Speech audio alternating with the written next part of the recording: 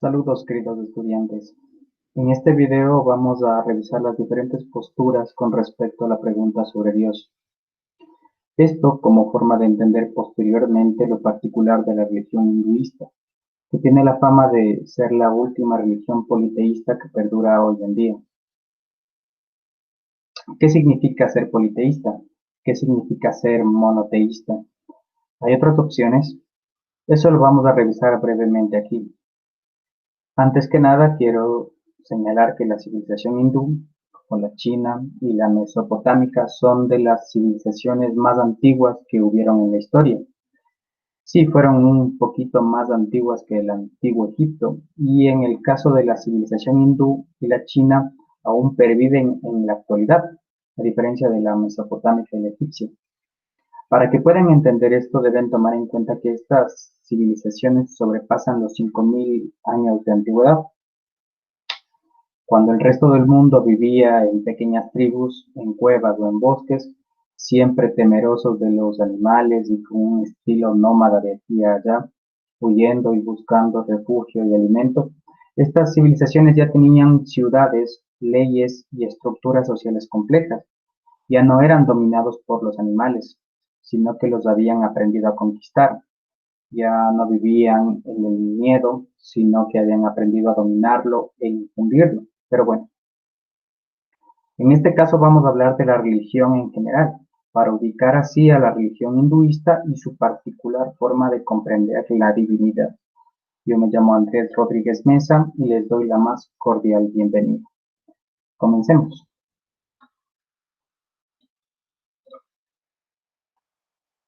Alguna vez el politeísmo fue muy popular en el mundo.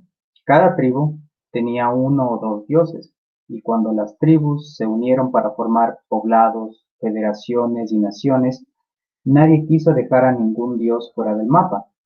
Así pasó con los griegos, los egipcios, los romanos, los nórdicos y los hindúes. Cada vez que asimilaban a otro pueblo más, asimilaban también su cultura, conocimientos y por supuesto su religión y sus dioses. Es famoso para explicar esto el monumento al dios desconocido en la cultura griega, intentando con ello no dejar fuera a ningún dios. ¿Quién pudiera enojarse y desquitarse con la gente por su desconocimiento y la falta de piedad con él? Entonces los griegos hicieron este monumento incluso hasta al dios que no conocen, por miedo para evitar su enfado. Esto lo digo como ejemplo para ilustrar cómo las culturas asimilaban nuevos dioses, lo cual desencadenaba obviamente el politeísmo. Pero poco a poco las civilizaciones empezaron a cambiar y a desarrollarse, y así la gran mayoría del mundo nos volvimos monoteístas. ¿Por qué los hindúes aún no lo han hecho? Bueno, primero veamos cómo ubicar su politeísmo en el gran abanico de opciones religiosas. Yo les he hecho un cuadro aquí, basándome en cómo se contestan a tres diferentes preguntas para poder ubicar los distintos pensamientos que pueden haber. La primera pregunta es, como debe de ser, si existe o no existe un Dios. Toda la reflexión sobre la divinidad comienza por esta simple pregunta. Y ahora, después de milenios de hacernos esta pregunta, hemos llegado a considerar solo tres respuestas posibles a ella. Primero, no existe Dios. Segundo, sí existe Dios o los dioses. O la tercera opción, no se puede saber. Vamos a revisar cada una ya. Cuando se piensa que no existe un Dios, se está en la posición atea. De hecho, ateo quiere decir eso, sin Dios. La A griega es la negación de teos, que a grandes rasgos quiere decir Dios. Bueno, la postura atea considera eso, que no hay Dios como tal. El Dios o los dioses de los que hablan todos son una ficción que se ha creado en la historia para sostener algunos fines particulares de las distintas sociedades. Es básicamente una forma de control, de consolar a la gente que sufre el desconsuelo de su realidad. También puede vérsele como una forma de manipular a la gente a la conveniencia de los grandes intereses de cada sociedad. Por lo tanto, ha sido una idea útil en la historia y por ello los dioses han proliferado, piensan los ateos. Sin embargo, Dios como tal no existe. Bueno, aunque ustedes no lo crean, en el mundo hay religiones ateas. Esto nos indica que Dios puede ser prescindible en las religiones, algo que no deja de ser interesante. La más famosa religión atea nació en la India y es muy popular en toda Asia, y esta es la del budismo. En el budismo no se niegan a los dioses, pero tampoco se los adora o se los necesita. Es indiferente a los dioses. El budismo solamente tiene como referencia a Buda, visto como un líder o un guía espiritual, pero en ningún caso como un dios. Es una persona como todos nosotros que se ha ido iluminando y que ha ido sobrepasando nuestros límites. No hace falta ningún dios que te rescate, cada quien se rescata a sí mismo. No hace falta nadie que te consuele de la realidad, tú te bastas a ti mismo para ello. Buda te enseña cómo hacerlo, al igual que otras religiones más. Bueno, en resumen, la posición atea niega la existencia de los dioses y sospecha que estos son ficciones inventadas para consolar y, quién sabe, manipular a la gente a conveniencia de intereses poderosos. Aquí se podría revisar también la posición de Nietzsche, quien opinaba algo parecido, y esgrimía que por necesidad debe morir Dios para que el hombre pueda convertirse en el Übermensch, el superhombre, que es un hombre soberano, que se basta a sí mismo, no puede ser manipulado, no necesita de nadie para salvarse, crea sus propias leyes, inmoralidad y así, que es un pensamiento muy interesante, pero no vale revisarlo aquí. Bueno, pasemos al otro lado. Hay una segunda postura que es la agnóstica. Con la re- Esta postura responde a la pregunta ¿existe un Dios? Con la respuesta no se puede saber. El agnosticismo es como una forma de escepticismo. El agnosticismo piensa que no se puede ni afirmar la existencia ni la no existencia de Dios. Es más prudente considerar que este tema está más allá de nuestro entendimiento y dejarlo así. No niega a Dios, como si lo hacen los ateos, quienes lo tratan como ficción y eso. El agnóstico simplemente deja la pregunta abierta y considera que el ser humano seguramente nunca la podrá contestar. Está más allá de nuestro entendimiento. ¿Y cómo es eso? Bueno, generalmente se sustentan en este argumento. ¿Cómo puede ser que las personas que son limitadas, con un tiempo de vida corto, con una racionalidad limitada, con sentidos limitados, podamos llegar a conocer o comprender el absoluto? Eso es el argumento en definitiva, es que la parte no puede conocer al todo. Nosotros los seres humanos, dentro de lo limitados que somos, no podemos conocer lo ilimitado, lo absoluto, lo trascendente. Por ello la pregunta queda abierta, ¿no? Es válido preguntarse, pero es imposible responderse.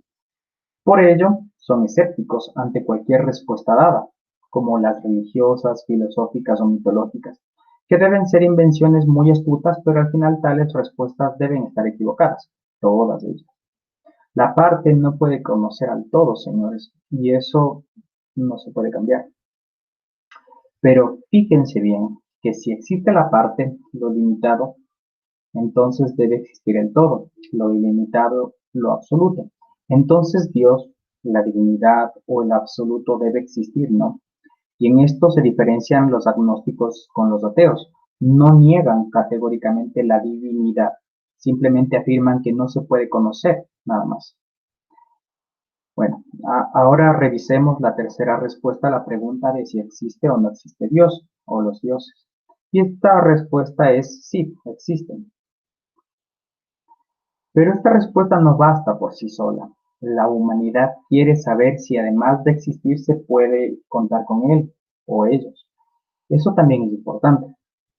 La pregunta por eso es, ¿este Dios o dioses acompañan al hombre en su historia? ¿Este Dios o dioses participan conscientemente en la historia? Es decir, ¿los seres humanos podemos contar con Dios o los dioses? Hay solo dos posibles respuestas.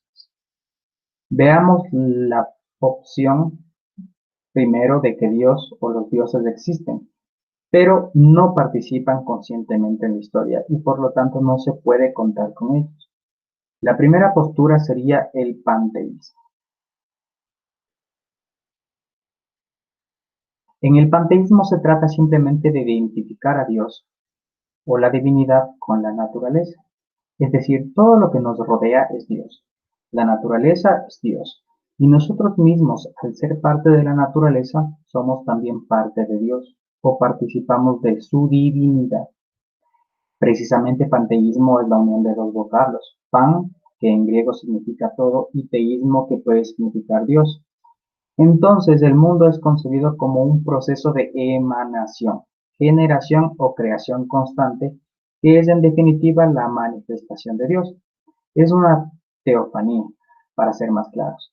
Mientras Dios se va desarrollando y como Dios es la naturaleza, pues la naturaleza se va desarrollando.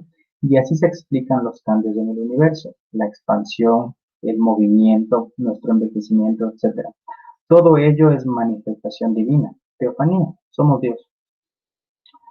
Este pensamiento está en concordancia con la postura de que en la naturaleza nada se crea ni se destruye, solo se transforma. Por tanto, la naturaleza es infinita, no tiene principio ni tampoco tendrá fin, es ilimitada, eterna y absoluta. Es, para los panteístas, Dios, el absoluto. Algo muy interesante del panteísmo es que la realidad que vemos, la que vivimos, por tanto, es la única realidad verdadera. No hay otra más, y esta realidad se reduce a Dios, que es concebido como la unidad del mundo, el principio ontológico del universo, qué sé yo.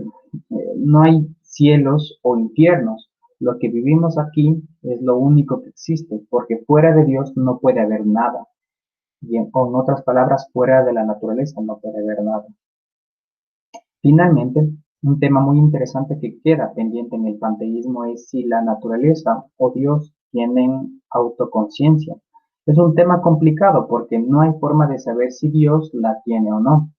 Autoconciencia significa que la naturaleza o Dios sepan que existen. Es algo que tenemos nosotros, por ejemplo.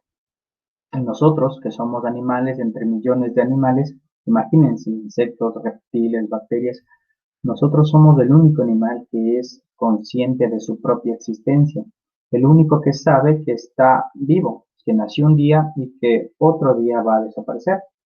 Eso es autoconciencia, saber que hoy estás, pero mañana no, que existes. ¿Será que la naturaleza o Dios tiene autoconciencia? ¿Será que el universo tiene autoconciencia? Es una pregunta muy válida en el panteísmo y de hecho es un debate abierto. Hay argumentos a favor y en contra, pero que desgraciadamente aquí no podré enumerar. ¿Será que puede tener conciencia algo que no tiene fin? Por otro lado, ¿por qué podría tener conciencia un animal como el humano y no el universo o Dios? Bueno, como como el misterio está abierto, se coincide generalmente que en el panteísmo existe Dios, es la naturaleza, pero que no interviene en la historia. Y en general los seres humanos no podemos contar con él. Aquí vale la pena hacer un paréntesis y presentar a otro filósofo muy importante en Occidente. Se llama Baruch Spinoza y es uno de los pensadores que más reflexionaron sobre la idea del panteísmo. Es tan importante que muchos físicos, entre los que se encontraba Albert Einstein, ni más ni menos, se acomodaron y comulgaron con sus ideas.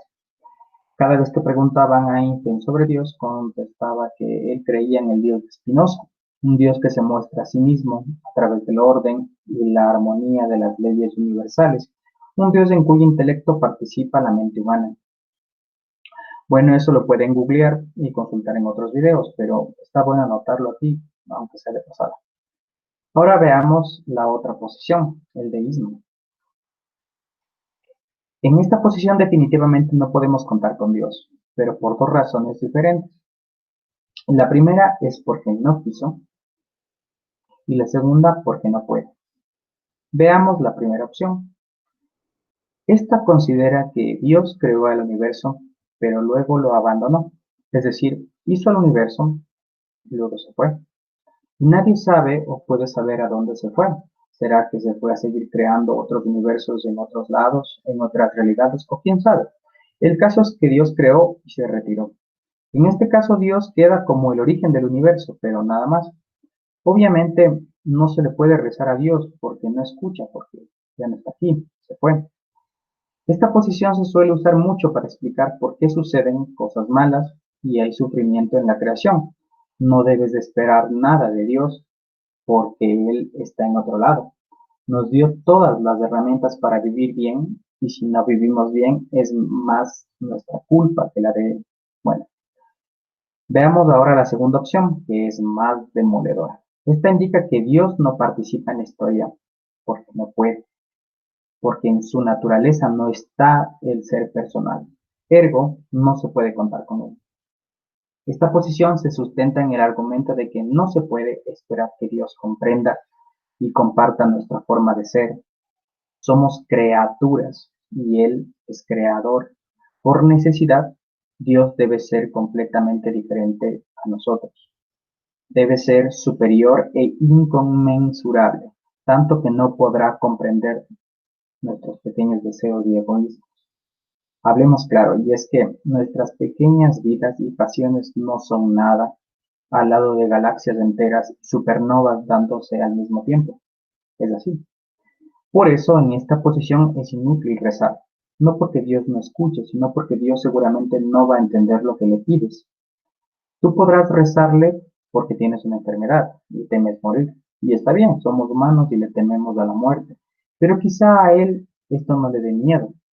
¿Cómo va a darle miedo si Él es Dios y nunca va a morir? ¿Entienden? No porque nosotros hayamos sido creados por Él, significa que Él comparta nuestra moralidad, tenga miedo a la muerte, ame o sufra como nosotros. Es como si el tostador esperara que su creador, el ser humano, también funcionemos con electricidad, ¿no? Es como si el reloj esperara que su creador, los humanos, también tuviéramos horero y minutero, ¿no? No, la creación no es igual al creador y quizá la comunicación esté cortada de antemano. Son por estas cosas que generalmente se le considera al deísmo como un ateísmo refinado. En el deísmo aparece el absoluto como un Dios frío en la primera opción o como un falso Dios en la segunda. En ambos casos los seres humanos quedamos solos al final y debemos salvarnos solos. ¿Ven? Igualito al ateísmo. Los científicos y filósofos deístas suelen defender en su mayoría el segundo postulado, que Dios no puede participar en la historia. De hecho, suelen pensar a Dios como una fórmula matemática que ha generado todo el universo. Por eso para ellos está claro que rezarle a una ecuación matemática no tiene mucho sentido, ¿no? Justamente por esto es que esta posición les llama tanto la atención a los científicos, y es que en el deísmo buscar a Dios se trata más de descubrir esa fórmula matemática y no conocer a un alguien, a un Dios divino. ¿Sí entienden? En el deísmo, los científicos van descubriendo a Dios en tanto analizan y estudian el universo. Son los nuevos sacerdotes. Bueno, finalmente llegamos a la última pregunta. Si existe el absoluto y si participa en la historia, o sea, es personal y el ser humano puede contar con él, entonces la pregunta es, ¿son muchos dioses o uno solo? Antes que nada, se debe revisar por qué se asegura que Dios participa en la historia y los seres humanos y la creación en general podemos contar con él. Esto se afirma con la historia en la mano. El argumento se llama de revelación y trata de cómo Dios ha interactuado con nosotros a lo largo de las eras. Verán, muchos individuos a lo largo de las generaciones, a lo largo de los milenios, en distintas partes del mundo han señalado que se han comunicado con la divinidad. Muchos de ellos pueden ser mentirosos, puede pasar, pero no todos. Y el caso es que gran parte de ellos se van estructurando en mensajes comunes y similares. Esto nos inclina a pensar que hay como un hilo conductor en la historia de un ser que se va revelando poco a poco a la humanidad. A través de las eras hemos ido recogiendo poco a poco información de su ser y sobre todo de su personalidad. y mediante pactos, alianzas y promesas hemos ido descubriendo cómo es Dios. Este argumento se llama de la divinidad revelada, y es que Dios se ha estado comunicando con el mundo y el ser humano ha llegado a perfilar poco a poco su persona y su naturaleza. Es impresionante, pero esta divinidad ha ido cumpliendo con la humanidad.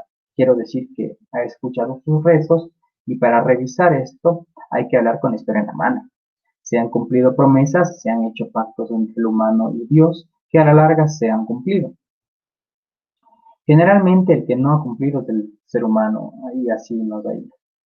Pero bueno, el caso es que es curioso que dos personas con milenios de distancia pueden llegar a decir lo mismo de algo, peor aún de Dios. Si al principio del video ya vimos que cada tribu tenía su Dios y estos sobraban, pero en este caso dos personas alejadas con milenios de distancia dicen lo mismo. ¿Cómo pudieron ponerse de acuerdo? Y no son dos, son muchos. Ahí se puede ver que quizá estén tratando con el mismo ente. Y luego, más increíble aún, lo que dicen se vuelve realidad en la historia. Eso es sospechoso, señores. Y por eso en esta posición se entiende que no solamente existe la divinidad, sino que también participa en la historia, es decir, el ser humano sí puede contar con ella. Dios aparece en la historia y aprendemos lo que es Él poco a poco, lentamente. Yo en este punto quiero recomendarles mucho el libro de Historia de las Creencias y las Ideas Religiosas, en 4 volúmenes del gran maestro Mircea Eliade, filósofo rumano, en donde va perfilando todo esto y el cual utilicé como sustento de este video ensayo. O también el libro Lo Sagrado y lo Profano del mismo autor. A mí me gusta mucho este filósofo y lo respeto bastante por su esfuerzo en tratar objetivamente este tema. Comulgo con muchas ideas de él y bueno, soy muy fan, sobre todo con su estudio histórico sobre la hierofanía, que en palabras sencillas es la historia de la manifestación de lo sagrado y lo espiritual. Mejor dicho, es la historia de cómo fuimos tomando conciencia de la existencia de lo sagrado. Es genial, les recomiendo mucho a este filósofo rumano. Bueno, continuemos. En este caso ya hemos llegado finalmente a la ubicación de las religiones reveladas. Nótese el adjetivo reveladas. Si solo se enfocan en un dios, son monoteístas. Los ejemplos más famosos de estas religiones son el cristianismo, el islam y el judaísmo, cada uno con su libro propio, por lo cual también son conocidas como las religiones del libro. Y de hecho, ocurre que los libros del cristianismo y el islam se basan en alguna proporción en el libro del judaísmo. Así que es válido pensar que tienen un tronco común, y de hecho se sostiene que el Dios al que adoran es el mismo, el único, pero con diferentes nombres. Yo, como una acotación personal, me encuentro aquí, soy cristiano y comulgo mayoritariamente con la tradición católica, es bueno decirlo. Tal vez no deba explicarme sobre esto porque mi postura de fe es personal, como la de todos, pero sepan que soy cristiano, ¿sí? Por otro lado, está la última religión politeísta importante y vigente en la historia, que es el hinduismo. El hinduismo tiene cerca de 33.000 dioses y es tan vasta que no existe hasta la fecha ningún libro que la abarque todo completamente. Pero sí tiene muchos libros como los Vedas, los Upanishads, la Bhagavad Gita, los Agama, Mahabharata, Ramayana, etc. Así que más que una religión de libro, se le puede decir la religión de los libros, ¿no? Porque tiene varios. Y nos indica que su religión también puede ser revelada. Al tener concordancia las historias que cuentan los diferentes libros, cosa muy importante que no hay que dejar escapar. También es interesante señalar que los hindúes afirman que todos los dioses pueden ser simplemente la manifestación de un mismo dios, que sería Brahma. Esta idea rompería esquemas porque se pueden ver señales de panteísmo en esta idea. Pero bueno, eso quedará para reflexiones futuras. Aquí llegó el final del libro. Hemos revisado rápidamente todas las posiciones religiosas posibles junto con sus argumentos más importantes y personalmente les agradezco mucho por haber visto el video hasta el final. No se olviden que si quieren citar el video, en sus trabajos deben usar el siguiente formato en las normas APA y que voy a compartir también en la descripción del video ya con el link del video. Yo me llamo Andrés Rodríguez Mesa y les mando un fuerte abrazo y adiós.